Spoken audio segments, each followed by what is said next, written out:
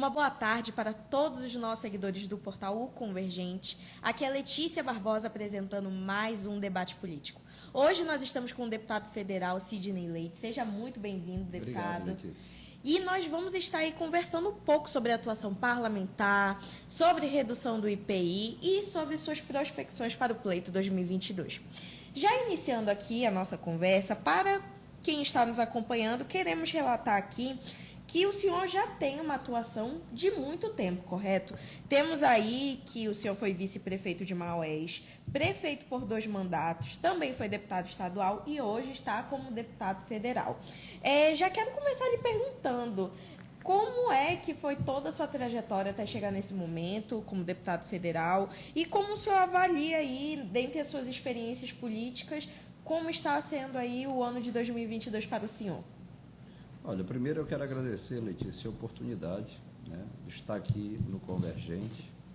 Eu comentava, ontem, eu acredito que não é uma vitória do deputado Sidney Leite, mas é uma vitória do Amazonas. Fui indicado e eleito, fui indicado pelo meu partido e eleito pelos meus pares da comissão, presidente da Comissão de Desenvolvimento, Indústria, Comércio e Serviço, principalmente nesse momento que a Zona Franca sofre duros ataques por parte do Ministério da Economia e também que nós temos a retomada da inflação. A inflação em média está 11%, mas para o trabalhador, para a dona de casa, para as famílias que estão em vulnerabilidade social, para quem está desempregado e para a população de baixa renda, essa inflação gira em torno de 40%. Então, eu entendo que é uma conquista importante para o nosso Estado. Já me coloquei à disposição de toda a bancada para que a gente possa atuar de forma articulada e aproveitar a minha estada na presidência dessa comissão para trazer ganhos. É lógico, eu tenho uma preocupação do ponto de vista da macroeconomia, mas trazer ganho para o nosso Estado. Eu entendo que o ano de 2022 é um ano de desafios. Por quê? Eu aprendi muito cedo, Letícia, que na vida a gente aprende pela dor ou pelo amor. Eu, como muitos, aprendi pela dor. Eu perdi meu pai com 9 anos de idade, aos 12 eu comecei a trabalhar, só que o fato de começar a trabalhar cedo não foi algo ruim, foi algo muito bom, porque eu amadureci muito cedo e muito rápido. Quando você tem esses desafios na sua vida, você avança. Você me disse que está fazendo Direito e Comunicação. Eu sou formado em jornalismo. Eu sou da turma de 88 da Universidade Federal do Amazonas, que naquela época era o A. E eu me lembro, eu estava estudando uma matéria sobre criação, certo? E o texto era o seguinte: você entrava num beco, tinha um muro, e o muro não era baixo, e tinha um cachorro, um pastor alemão, muito feroz atrás de você. Ou seja, ou você cria, ou você cria. Então, eu aprendi isso na vida. E a pandemia, ela deixa um resultado de muitos pequenos e microempresários e grandes que quebraram, certo? Aumentou o volume de desempregados e deixou muito nítido o quanto o nosso país é desigual. Todos nós achamos que o Brasil era um país desigual. Quando nós vimos a pandemia avançar na Europa e os países europeus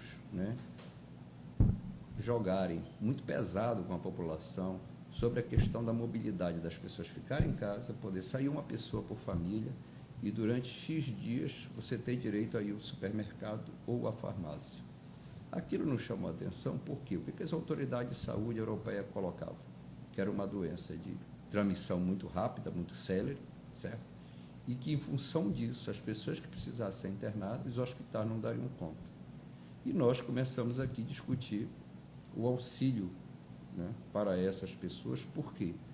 Porque no período pré-pandemia, só 47% da força de mão de obra ativa do Brasil, de jovens, homens e mulheres, tinham um trabalho com estabilidade, tinham um emprego com estabilidade. O restante são homens, jovens e mulheres que saem de casa todos os dias para garantir o seu sustento e o sustento da sua família. É quem vende o churrasquinho, é o entregador, que trabalha como motoboy, é o mototáxi, é a costureira, é quem trabalha na parte de eventos, é quem faz salgado, enfim, são todos esses brasileiros. E quando apareceu aquele número né, via aquele aplicativo que o governo fez em parceria com a Caixa Econômica, de quase 40 milhões de pessoas cadastradas, o ministro Paulo Guedes disse que esses brasileiros eram os invisíveis. Esses invisíveis é que estão na rua, no dia a dia das nossas cidades do Brasil afora, fazendo esse trabalho. Então, eu considero que nós temos, nesse ano de 2022, Letícia, um desafio muito grande. Por quê? Porque a desigualdade aumentou, certo? Nós temos uma população de baixa renda que precisa de atenção por parte dos governos. Ontem, nós votamos a medida provisória do Auxílio Brasil. E eu, ao manifestar meu voto, eu sou vice-presidente, sou vice-líder do meu partido, eu dei a orientação do meu partido, e a orientação minha foi o seguinte: primeiro, e nós conseguimos vencer, que o auxílio emergencial se tornasse um programa permanente, porque a validade dele era até dezembro. Segundo, lá atrás, abrindo aqui o parênteses, Letícia, quando 2021, né, eu entrei com um projeto de lei, um PL, para estender, prorrogar o auxílio emergencial até o fim da pandemia. E o outro era ampliar o Bolsa Família para todas as famílias que estavam no Cade Único e reajustar o valor para R$500. Depois de muita conversa, negociação, eu conversei também muito, ele é deputado, estava ministro, o deputado João Roma, que é deputado pela Bahia, conseguimos essa parte de incluir todas as famílias, que foi um projeto que muda, inclusive, de nome, sai de Bolsa Família para Auxílio Brasil. E reajustou para R$400. Hoje, eu particularmente defendo que esse reajuste tenha que ser de R$600. Por que isso? Porque nós temos hoje, por exemplo, pegar o caso do nosso estado, nosso querido Amazonas, 45,5% da população estão abaixo da linha da pobreza. Significa que são pessoas, muitas dessas famílias não têm o que comer e muitos não se alimentam de forma adequada. Pessoas que muitas vezes conseguem fazer uma refeição que é uma farofa de ovo com salsicha. E a carga de gás, nós sabemos que nunca teve tão cara, né? A conta de luz é um absurdo, certo?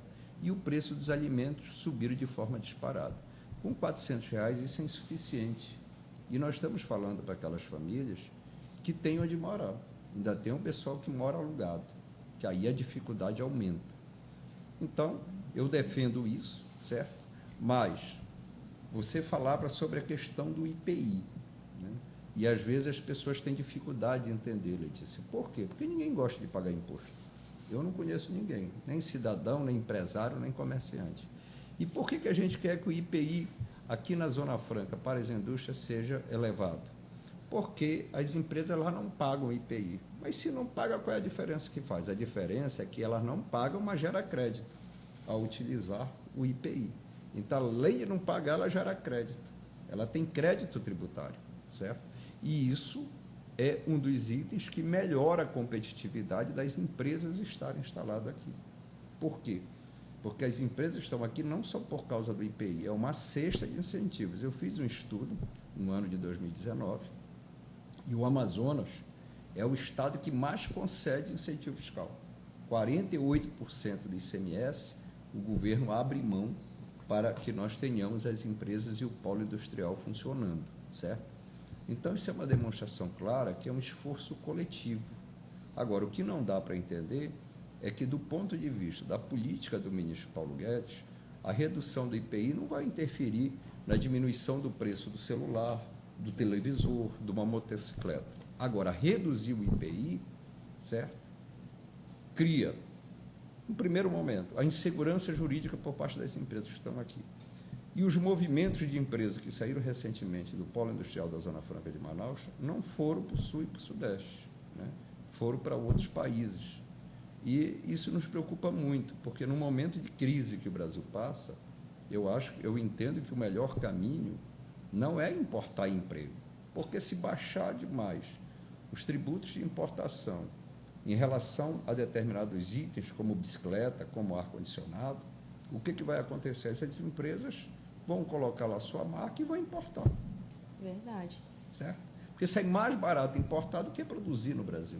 O custo do Brasil é muito alto. E eu, particularmente, defendo o seguinte: se o ministro Paulo Guedes, o Ministério da Economia, quer efetivamente diminuir o custo de produção no Brasil, tem que desonerar a folha. Porque quem empreende no nosso país, um salário de um funcionário, certo?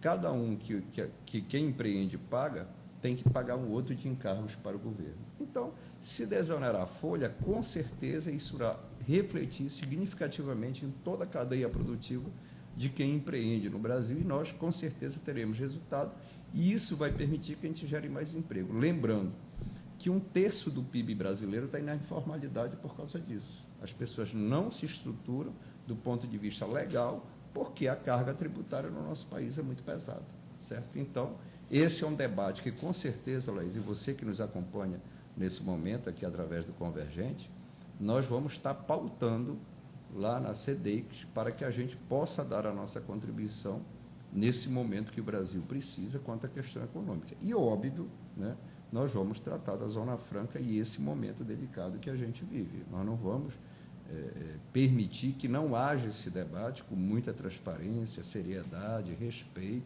certo? Que eu entendo que o diálogo é importante para que a gente possa vencer essa batalha que não atinge as outras dificuldades que nós tivemos nas crises que nós enfrentamos, era referente a um segmento. Essa não, ela atinge todo o polo industrial da Zona Franca de Manaus. Esse momento é, inclusive, muito importante do debate político, porque nós aproximamos a população a estar conversando conosco, fazendo suas perguntas, estar nesse diálogo. E agora nós temos em torno de 237 pessoas nos acompanhando ao vivo. Gostaria de mandar um abraço a cada um de vocês. Façam suas perguntas, estejam aí conosco. Nós estamos aqui nesse momento de diálogo aberto. O senhor já entrou aí no nosso debate sobre a questão do IPI. E eu queria saber um pouco mais sobre a seguinte situação. Em uma das suas declarações, o senhor fez a afirmação de que a medida do presidente seria uma retaliação. Quais os motivos que levam o senhor a crer que essa medida seja uma retaliação? O senhor acredita que isso seja devido a uma questão mais eleitoral, devido ao momento que nós estamos vivendo do pleito 2022? Olha, veja bem uma coisa. O que eu vejo é que não há motivo para essa medida. Por quê? Porque o que o ministro Paulo Guedes alega, que reduz o IPI para que possa diminuir o custo de determinados produtos, certo? E, com isso, tentar inibir a inflação. Todos os produtos em que foi reduzido o IPI, não houve redução de preço na ponta, certo? Que é algo que, inclusive, nós já sabíamos, certo? E que não ficamos falando para não parecer que era uma questão meramente política. Mas, como eu falei, o custo do Brasil está muito alto, né? E, claro, que quem produz deduziu isso na sua cadeia produtiva. E, veja bem o seguinte, é o que eu volto a falar, não faz sentido diminuir o IPI da Zona Franca. Por quê? Porque só cria uma instabilidade do ponto de vista jurídico para essas empresas não se sentirem bem aqui e quererem sair. Só isso que justifica, certo? Então, eu não tenho um motivo plausível, até porque, às vezes que nós tentamos dialogar com o governo, haja vista que nem o Palácio, nem o Ministério da Economia recebeu nós enquanto bancada, não o deputado Sidney, ou o deputado Bosco, ou o deputado Marcelo, mas toda a bancada, os 8 deputados e os 3 senadores, nós colocamos o seguinte: nós não queremos que mude o decreto para o restante do Brasil, não. Nós só queremos a excepcionalidade da Zona Franca que está garantido na Constituição. Então, se o governo não ganha, se a população não ganha e só perde, vai perder o governo, perde o Amazonas. Por quê? Porque o Amazonas é o estado que mais arrecada tributo federal do norte do Brasil. Ou seja, essa conversa de que a Zona Franca é um paraíso fiscal, certo? Tem os incentivos, mas a economia que movimenta em Manaus, no Amazonas e na região, né? Porque nós temos áreas de livre comércio, nós temos incentivos e políticas no que diz respeito ao comércio, tanto na região de Rondônia, de Roraima, Macapá, Santana, certo? Então, não é uma coisa exclusiva do estado do Amazonas. E isso, com certeza, motiva e movimenta a economia na Amazônia Ocidental. Então, quando eu digo que só pode ser uma retaliação, porque não há uma motivação plausível. Eu entendo, pelo contrário, Leisa, se fosse uma motivação política, certo? Eu entendo que seria o contrário, porque isso não dá resultado do ganho eleitoral. Tanto é que eu digo o seguinte, nesse momento, eu particularmente entendo que não tem que ter cores partidárias, ideológicas. Eu acho que aí a gente está falando de uma questão de sobrevivência. E quando a gente fala de sobrevivência, a gente tem que unir todos os atores, todos aqueles que entendem a importância da Zona Franca de Manaus, para que a gente possa não só manter o polo, mas ampliar e diversificar, porque o processo tecnológico ele é muito rápido. Sim. Certo? O que é hoje não é mais amanhã. Então, a gente precisa estar estruturado para que a gente possa trazer novas empresas e diversificar o polo e ampliar e gerar emprego e renda, tanto em Manaus e divisas para o nosso estado e para o nosso país. Quando a gente fala sobre estruturação, eu acho muito importante colocar algo que é muito falado, que é a situação que muitas pessoas criticam a questão da Zona Franca. Colocam como a economia muito dependente. O senhor, como um agente político, como uma pessoa que está aí visualizando a política como um todo, o que o Amazonas precisa fazer para não ficar tão dependente da Zona Franca, apesar de ser algo assegurado constitucionalmente? Olha, eu vejo o seguinte, a diversificação é importante, eu mesmo, quando deputado estadual, fui o autor de uma PEC, né, isso está na Constituição, que 3% da receita corrente líquida do Estado tem que ser investido na criação de animais, que é a pecuária, na agricultura, na aquicultura, na pesca e no extrativismo vegetal. Certo? Por que isso? Porque nós temos uma vocação para a agricultura familiar. Né? A agricultura em larga escala é uma coisa que está mais no sul do Amazonas, mas tem todo um problema ambiental. Né? E nós temos a expectativa de sair um zoneamento, tanto na calha do Purus quanto do Madeira, para que a gente possa realmente pacificar isso. Mas veja bem o seguinte, se nós fizermos esse investimento e tiver fomento, desde o cidadão que planta mandioca para fazer o seu beneficiamento e ter a farinha, certo? Ele leva de 4 a 6 meses para preparar aquela terra, que ele chama de roçada. Ele broca, derruba, queima, coivar e planta, para depois colher isso tudo manual. Para fazer um saco de farinha, ele passa 10 horas na borda de um forno com fumaça nos olhos. Se nós mecanizarmos isso, ele mecaniza a mesma área em um dia. Corrige o solo, porque aí não seria viável você mecanizar e não corrigir esse solo com calcário, e você produz 3 vezes mais, com um detalhe. Ele planta num ano desse jeito e no outro ano ele vai para outra área, e ele tem que queimar, como eu falei. Desse modo, ele vai plantar na mesma área e não precisa queimar. Triplica a produtividade e tem ganho. Então, isso é um exemplo claro do que se pode fazer. Ontem, em Brasília, eu recebi o chefe da Embrapa da Amazônia Ocidental, que fica em Manaus. Né? Eu destinei uma emenda justamente para a melhoria da cadeia produtiva da mandioca, ali na região de Uarini, Alvarães e Tefé e Japurá, porque esses municípios, todos eles produzem a farofa. Olha, eu já estou lá na frente, já estou pensando na comida. Eles produzem a farinha, né, a ovinha do Arini. E um outro sobre a estruturação de manejo e melhoramento da pastagem, principalmente para a pecuária de leite, mas também para a pecuária de corte, em Parintins, Barreirinha, Itacoatiara e Manacapuru. E os resultados são alvissareiros, certo? E é possível fazer isso? O manejo florestal é possível? A questão mineral, nós precisamos avançar na legislação. Agora, veja bem um detalhe. O faturamento do polo industrial, isso a gente não consegue fazer em 2, 5, 10 anos. Nós temos que ir construindo, até porque, veja bem uma coisa, aqui nós estamos usando uma ferramenta que é a internet, certo? Você chega no interior do estado, quase 100% do interior do estado, você tem dificuldade com a internet, certo? Então, uma ferramenta hoje que é fundamental em qualquer área, né? Seja no dia a dia, né? Seja para fazer uma simples transação bancária, mas como eu estava falando da agricultura, hoje você tem aplicativos, diversos aplicativos para você melhorar a produção, produtividade, ganho, desde a distribuição do adubo. Como fazer isso quando a gente não tem essa estrutura? Aeroportos, portos.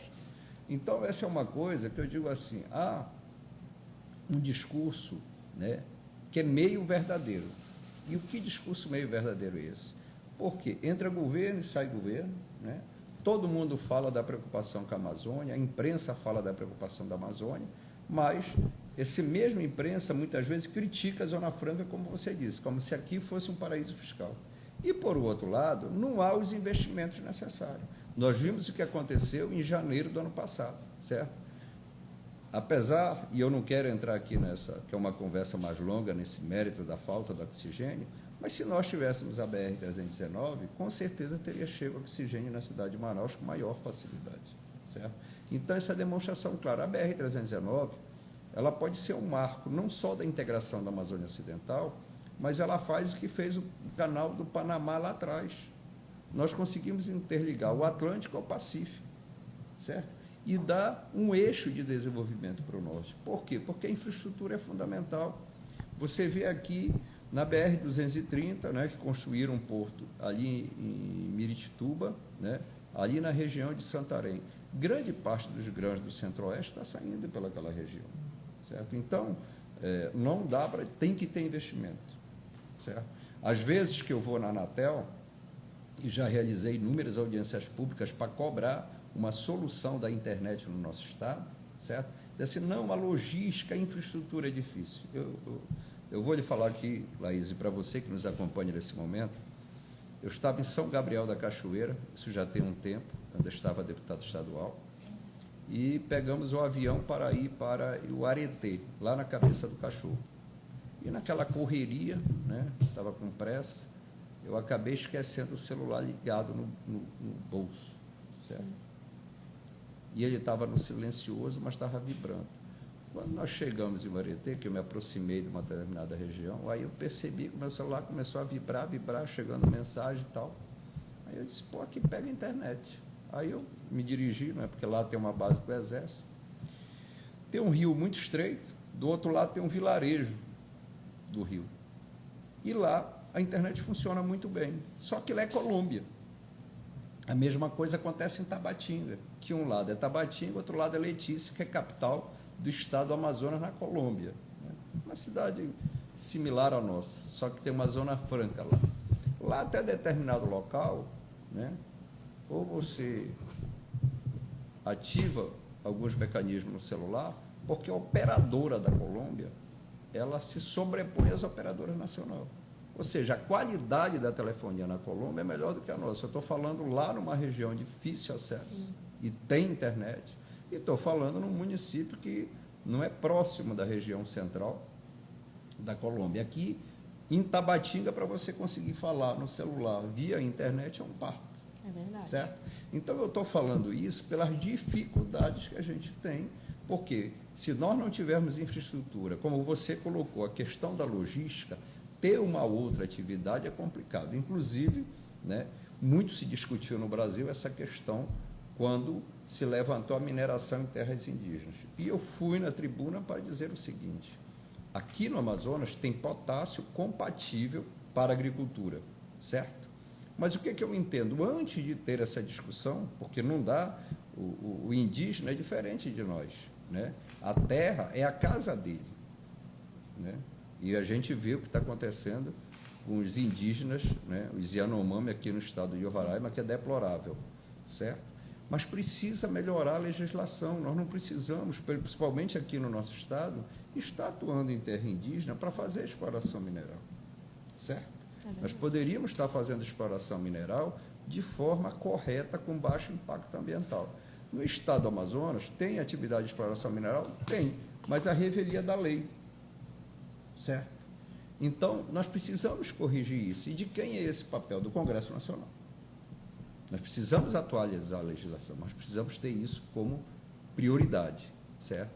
Isso dificulta muito. Nós conseguimos, enquanto bancada, né, que a Agência Nacional que regula, certo? Que a Agência Nacional de Petróleo e Gás pudesse disponibilizar 16 blocos de exploração de gás. Até a última vez que eu me informei, 3 blocos já haviam sido adquiridos.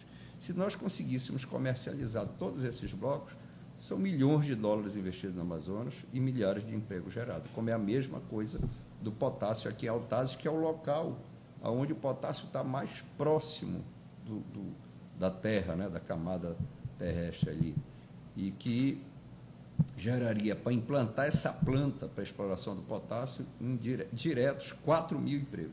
E depois que ela estivesse funcionando, 2 mil empregos para a exploração de potássio. E, com certeza, né, tornaria o Amazonas um polo de produção de fertilizantes. Nós temos o fósforo lá no município de Apuí e que precisa fazer esse investimento. Eu defendo a diversificação, sim, claro que defendo, mas é necessário entender uma coisa, não é a diversificação que vai suprir o que a Zona Franca de Manaus deixa de dividendos e de renda. Não é assim. Por quê? Porque a movimentação do que circula na Zona Franca de negócios é muito grande. É verdade. E para quem está nos acompanhando, aqui é Letícia Barbosa, apresentando o debate político. Nós estamos com o deputado federal Sidney Leite e temos aqui diversas pessoas que estão interagindo conosco, entre elas o Edivan, Fabrício Aguiar, Scarlett Camille, temos o Laurindo Pérez e dentre outros. E um dos nossos seguidores fez uma pergunta que eu acho muito interessante, porque nós já estamos falando aí de sustentabilidade, que é uma pauta que vem sendo muito colocada, principalmente nós estamos aqui no Amazonas, né? E uma das perguntas foi: os deputados do restante do Brasil têm noção do que é a floresta amazônica? Isso entra em relação a uma das nossas perguntas que faz uma relação com a questão de representatividade. O senhor é da bancada amazonense, nós estamos aí com uma ligação muito grande com o resto do Brasil, mas o senhor considera que o Amazonas tem uma boa representatividade política para o Brasil afora?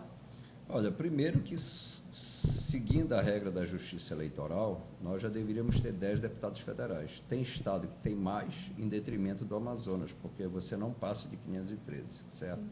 Se passar, São Paulo teria muito mais do que 70. E é lógico que isso faz falta na hora de defender os interesses do nosso Estado, porque quanto maior a bancada, maior a briga para levar principalmente investimento e ganho para aquele Estado. Nós somos poucos, né? E nós temos que nos desdobrar. Por exemplo, a minha ida para a Comissão de Desenvolvimento, Indústria, Comércio e Serviço, ela é em função disso, para que a gente possa pautar o Amazonas também na questão econômica. E eu não sei quem lhe perguntou, né? Foi o Paulo Henrique. Oi, Paulo Henrique, a sua colocação é muito importante. Por quê? Porque a gente pagou por uma coisa que, na realidade, a gente facilita, né? Eu digo nós, a natureza. Mas essa conta de energia com bandeira tarifária em função de baixa nos reservatórios, grande parte da chuva no Brasil é produzida na nossa floresta. Certo? O agronegócio só funciona no centro-oeste brasileiro graças à floresta amazônica. Então, nós deveríamos ter um tratamento diferenciado. E se nós tivermos dificuldade no modelo Zona Franca, as pessoas vão migrar para as outras atividades. E, daqui a pouco, eu falava sobre a questão da mineração. O governo não tem estrutura para fiscalizar isso. Essa que é a grande realidade. Então, não há a devida dimensão do conhecimento, e você coloca isso, né, na sua pergunta, por parte da grande maioria do povo brasileiro, não só dos colegas parlamentares. Não tem a noção do que efetivamente isso representa, do que o bioma amazônico representa, né, não só pelo volume de água dos nossos rios, não só pelo volume de água que a floresta em si movimenta, né, mas inclusive pelos rios, né, que estão embaixo do solo. Certo? Então, todo esse potencial do ponto de vista ambiental, certo? E a Amazônia, né, ela é algo, né, que desperta sentimentos e paixões mundo afora, mas às vezes parece que esquece, primeiro, que aqui vivem crianças, jovens, homens e mulheres. Certo? Segundo, que essas pessoas também têm direito de viver com dignidade. Terceiro, que é possível, sim, nós temos condições disso, de viver em harmonia o homem e o meio ambiente no que diz respeito à natureza. Tanto é, né, que com todos os avanços, né, no que diz respeito a desmatamento, a queima, o Amazonas é o estado mais preservado da federação. Só tem 97% da cobertura vegetal do estado está preservada. Só 3%, incluindo as áreas urbanas, foram desmatadas. Então, isso é um exemplo claro. Agora, é importante que o Brasil tenha uma atenção diferenciada para conosco, não que a gente queira privilégio, mas que a gente possa ter direitos iguais, melhorando na infraestrutura, fazendo o investimento necessário. A Letícia me falava aqui, ela que está cursando Direito e Jornalismo ao mesmo tempo, né? Eu conversava com ela. E ela falava da nossa Universidade Federal, que precisa de atenção, né? Mas a gente não vê esse retorno, certo? Então, é algo que precisa de todos nós, no sentido de juntar esforços, de mostrar a realidade do que é o Amazonas, do que é a Amazônia, do que isso representa, seja do ponto de vista ambiental para todo o Brasil, certo? Mas também a importância de nós termos aqui qualidade de vida, porque o que eu costumo dizer lá no plenário da Câmara, que não há incompatibilidade nenhuma entre desenvolvimento econômico e sustentabilidade ambiental. Porque quando as pessoas estão fragilizadas do ponto de vista econômico, muita gente na miséria, as pessoas fazem qualquer negócio para sobreviver. Isso sim põe em risco o meio ambiente. Então, nós temos que a Zona Franca é um exemplo, é um case de sucesso, de desenvolvimento regional, de preservação da floresta, não deixa dúvida.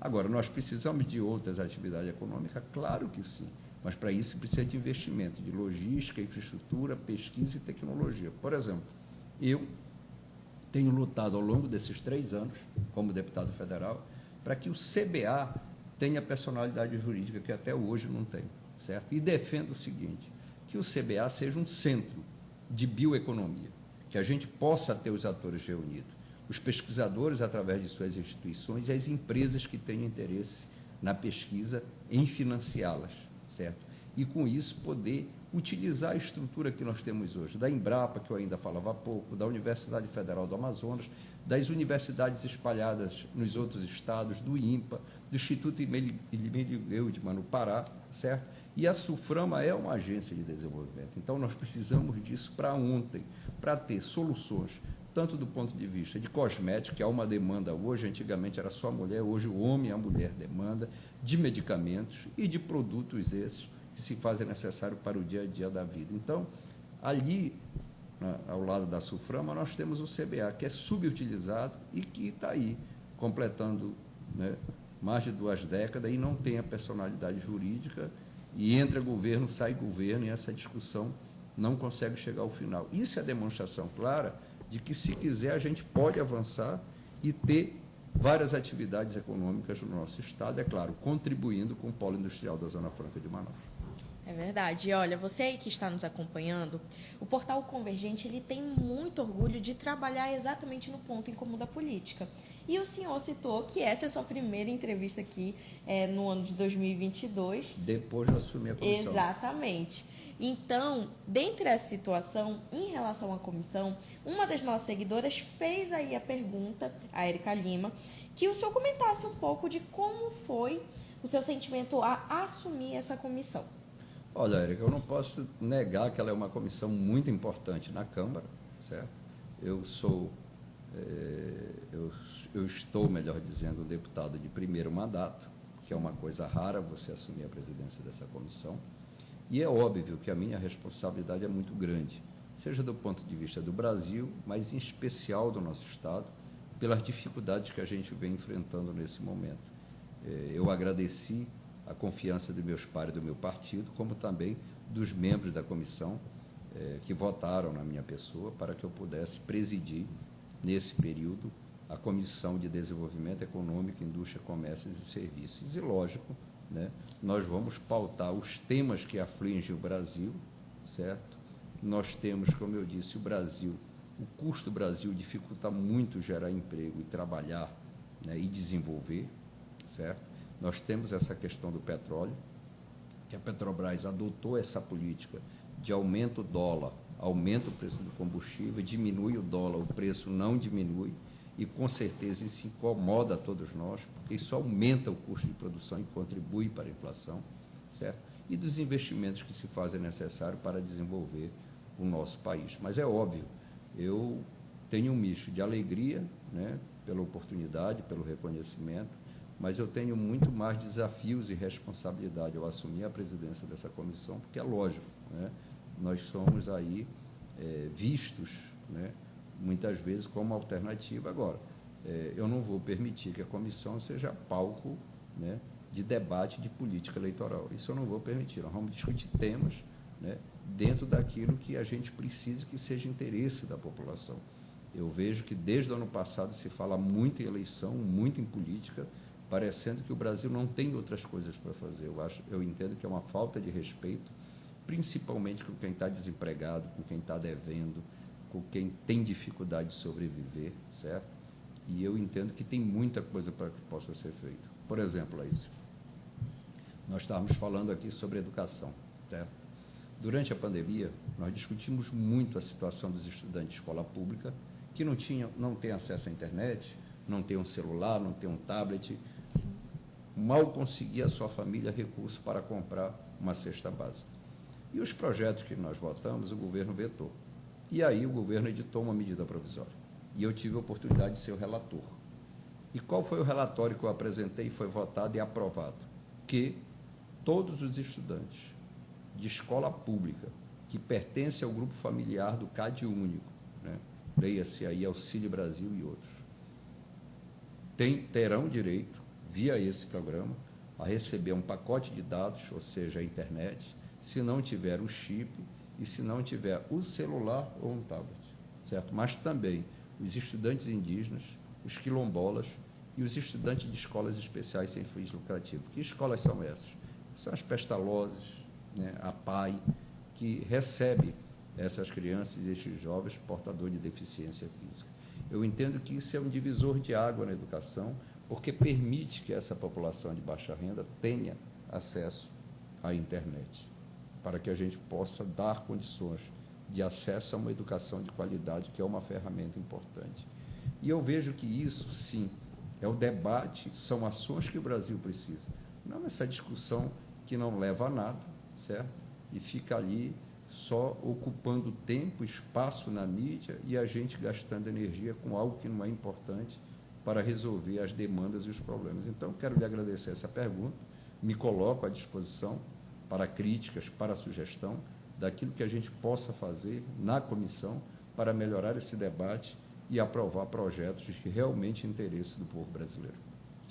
Olha, agora nós falando um pouco mais sobre a questão dos bastidores da política, temos aí que o senhor é um membro muito estimado na sigla do PSD e nós queremos saber, inclusive, ao que o senhor atribui esse valor tão estimado, uma vez que o senhor é considerado um dos membros, inclusive, que tem uma grande adesão com o presidente nacional da sigla.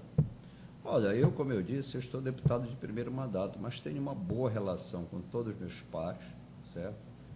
Tenho buscado me dedicar muito para que a gente possa fazer desse mandato algo que seja importante para o nosso Estado, já vista que eu estou deputado federal de todo o Amazonas, não só de quem votou em mim, e tenho buscado construir boas relações. Tenho uma boa relação com o Kassab, que é o nosso presidente, com o Brito, que é o líder da bancada, né? Sou vice-líder do partido na Câmara, fui indicado para 6 comissões, agora com a CD que eu vou diminuir essa participação em comissões, certo? E busco conversar com todos os pares no sentido de identificar as deficiências, mas também de fazer articulação para quando a gente precisa defender o modelo Zona Franca de Manaus. Então, eu tenho buscado, nesse período que estou no partido, fazer esse debate, mas também esse diálogo, sempre fraterno, sempre justo. Nós temos lá uma bancada do Nordeste que, muitas vezes, a gente tem interesse em comum. Quando foi, por exemplo, da questão do FNO, eles têm lá o Fundo do Nordeste, que é similar ao nosso, certo? E pautas que nos unificam. O PSD é um partido, na Câmara, eu costumo dizer o seguinte, a gente converge na divergência, certo? Pensamentos diferentes, mas sempre a gente chega a um bom termo daquilo que é melhor para o nosso país, e toda semana a gente reúne, discute, debate a pauta que está na Câmara e no Congresso. Então, essa minha estada no PSD é uma estada muito gratificante, tem uma bancada extremamente qualificada, certo? E a gente tem buscado fazer essa interlocução com os demais pares. Para nós irmos caminhando aí para finalizar, nós sabemos que o senhor tem uma atuação e uma trajetória política já longa. E queremos saber, dentre os desafios que o senhor já obteve aí na sua trajetória, qual experiência foi mais desafiadora para o senhor? Estar no Poder Executivo ou no Poder Legislativo? Eu tive a experiência de estar no Executivo muito jovem, né? Eu fui vice-prefeito, eu ocupava a Secretaria de Educação do meu município, em Maués, e com 25 para 26 anos me tornei prefeito. Fui prefeito 3 vezes, fui para a Secretaria de Estado, assumi uma secretaria no município de Manaus, em que eu criei e implantei o programa Bolsa Universidade, certo? Eu tenho muito carinho pela educação, mas eu entendo o seguinte, cada um é um desafio. Eu, particularmente, eu tenho muita afinidade com o Executivo, e quando eu cheguei na Assembleia, foi um mundo diferente. Eu tive que aprender muito, certo? Me dedicar bastante para que eu pudesse corresponder. Por quê? Porque o parlamentar, ele não asfalta uma rua, ele não constrói uma escola, ele não põe medicamento no hospital. A gente põe a emenda, mas quem executa é o governador e o prefeito. Ó, durante o Covid, eu destinei mais de 50 milhões de emenda para a saúde, espalhados aqui em diversos, entre estruturas do nosso Estado. Mas lá não aparece o nome do deputado. Então, eu entendo que a atribuição do parlamentar, além de propor projetos de lei que tenham interferência no dia a dia da vida das pessoas, eu acho que nós temos um grande desafio de fiscalizar o dinheiro público. E esse ainda é um grande problema, infelizmente, é uma grande chaga que a gente enfrenta no nosso país. Eu sou totalmente a favor da transparência na aplicação do recurso público. Eu fui membro da comissão do novo Fundeb, certo?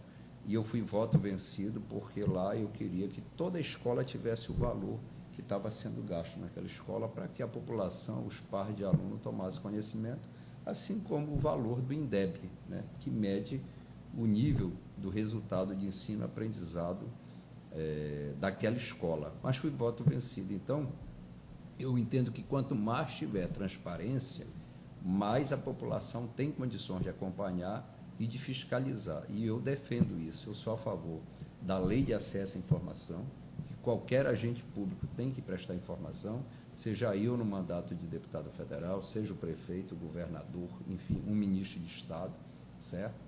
E eu entendo que os desafios são postos. Quando eu assumi uma secretaria em Manaus, da prefeitura, a secretaria tinha múltiplas funções, né? Tinha a parte de tecnologia, tinha a parte de desenvolvimento, né?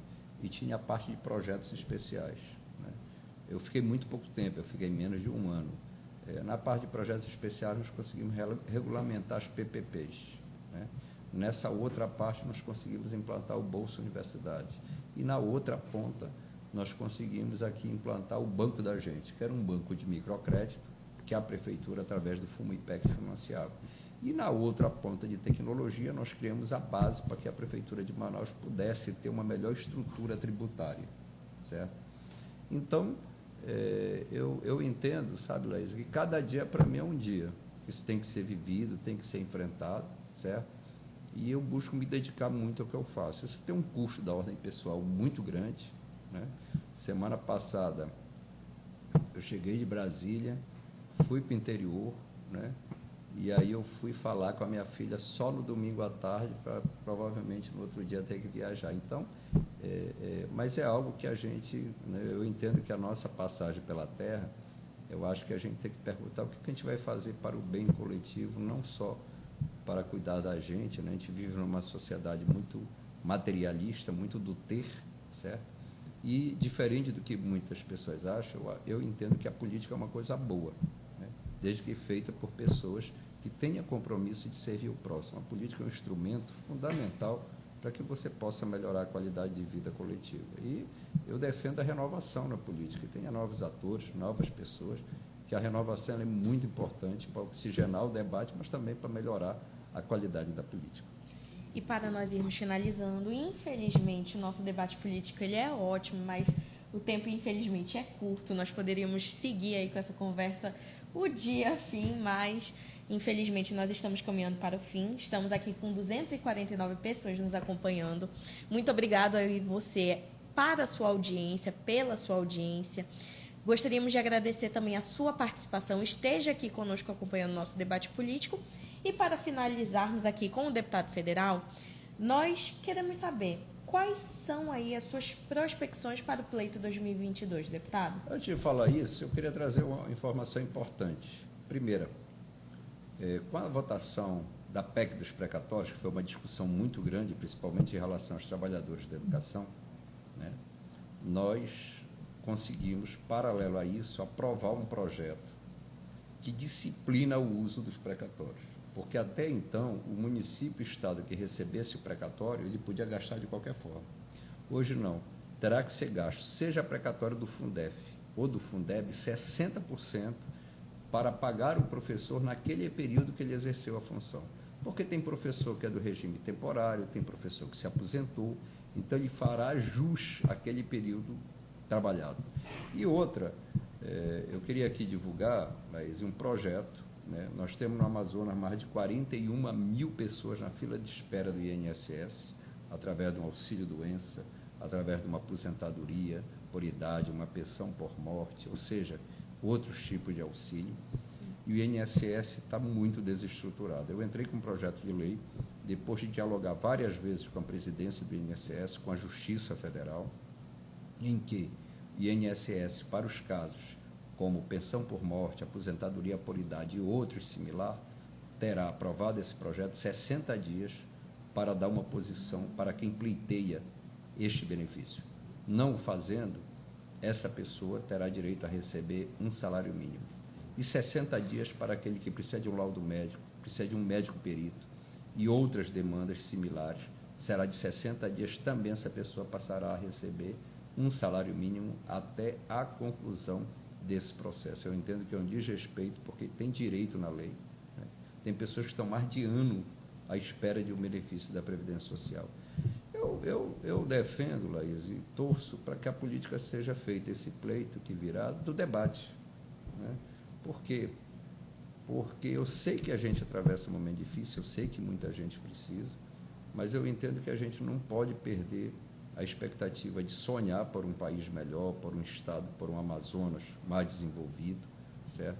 E o processo eleitoral é fundamental para isso. Então, eu entendo que o bom debate, a boa discussão, ela é importante, apesar de que, lamentavelmente, eu vejo uma coisa. Eu vejo muita gente gastando energia com ódio. E eu costumo dizer o seguinte, eu não entrei na política para discutir a religião de quem quer que seja ele evangélico, seja ele católico, seja ele de uma religião de matriz africana. Eu sou católico, mas respeito todas as religiões. Não entrei na política para discutir a opção sexual de quem quer que seja. Eu entendo que nós temos prioridades como a questão do desemprego, da fome, da melhoria da atividade econômica para quem quer empreender, para quem quer ajudar a desenvolver. E esses desafios estão postos para nós, certo? Eu entendo que nós temos que unir esforços nesse sentido. Eu me recuso a entrar nesse debate que não traz nada de concreto e solução nenhuma, certo? O Brasil é eficiente em muitas coisas. O Brasil hoje é um país que alimenta milhares de pessoas mundo afora, mas, infelizmente, nós temos milhares de brasileiros passando fome, fruto da desigualdade. Então, eu particularmente, a minha expectativa, acho que não consegue, né? Inclusive, eu sugiro, para esse momento político, ler um livro que é muito interessante. Eu li esse livro já tem mais de ano, que são Os Engenheiros do Caos, né? Ele explica um pouco isso, a questão das mídias sociais, certo? Mas eu torço para que tenha um bom debate, né? Para que a população, de modo geral, e a gente consiga ter um governador que reflita o sentimento do povo, um presidente da República, a nossa democracia, e por isso eu defendo a democracia. Ela nos permite eleger o vereador da nossa cidade ao presidente da República, isso é muito bonito, certo?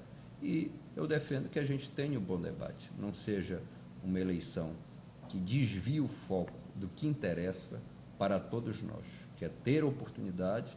Eu falava da desigualdade, mas o melhor programa de distribuição de renda é a oportunidade de trabalhar, tanto para o homem, quanto para a mulher, para o jovem, e os desafios de melhorar as políticas públicas no nosso Estado, no nosso país. Esse foi o nosso debate político. Muito obrigado por ter aceitado o convite de estar aqui conosco, deputado. Muito obrigada a você que está nos acompanhando. Fazemos aqui um convite para um próximo debate, para uma próxima conversa. O Portal Convergente está aqui aberto para esse momento realmente de diálogo, tanto com os políticos quanto com a população. Muito obrigada a você que está aí nos acompanhando e até o próximo debate político.